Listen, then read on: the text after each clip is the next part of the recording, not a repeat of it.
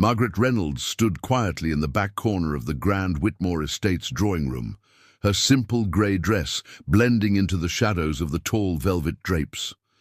The atmosphere was tense. Family members dressed in expensive black suits and silk gowns sipped champagne and whispered among themselves as they waited for the will to be read. No one acknowledged Margaret, not even with a nod. She wasn't family. To them, she was just the help. For over 25 years, Margaret had served the Whitmore family as a housekeeper. She cleaned their rooms, cared for their children, cooked their meals, and even comforted Mr. Jonathan Whitmore in his loneliest moments.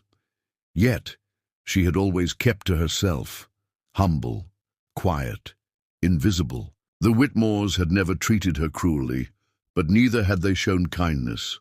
Veronica, the eldest daughter, always called her Maggie, a name Margaret disliked but never dared correct. Veronica now stood near the fireplace, whispering to her younger brother Charles, "Can you believe she showed up? I bet she thinks she's getting something, maybe a dusty teacup." Charles chuckled.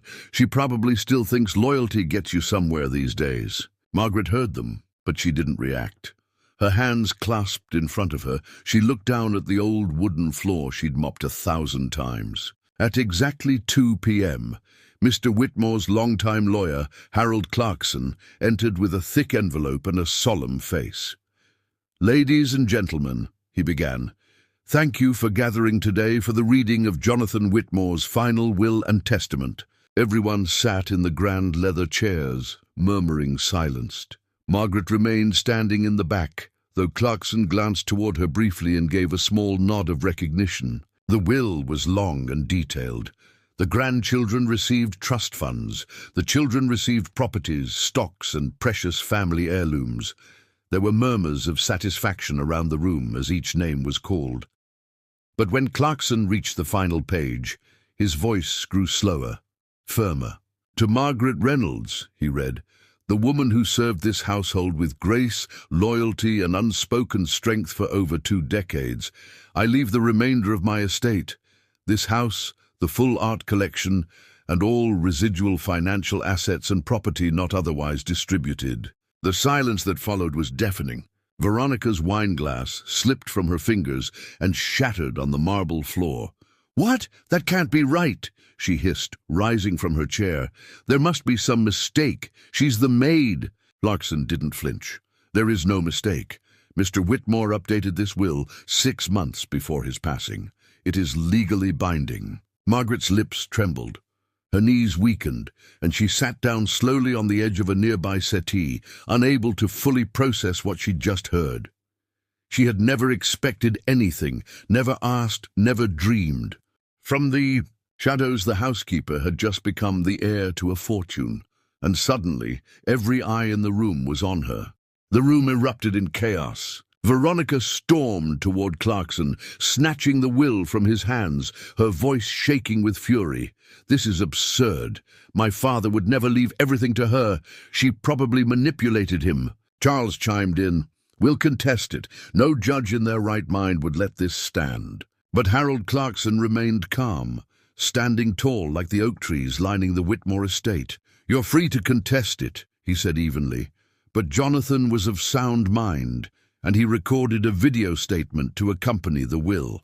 He reached into his briefcase, pulled out a flash drive, and plugged it into the television mounted above the fireplace.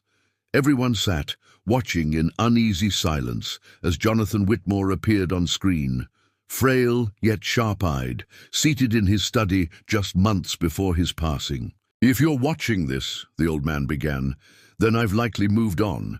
And if you're shocked by my decisions, let me explain them myself." Margaret sat motionless, tears brimming in her eyes. Jonathan continued, "To my children, I gave you every opportunity. You had the best schools, the best homes, the finest clothes. But I also saw how you treated people, entitled, unkind, especially toward Margaret, the one person who never once asked for anything, but gave everything."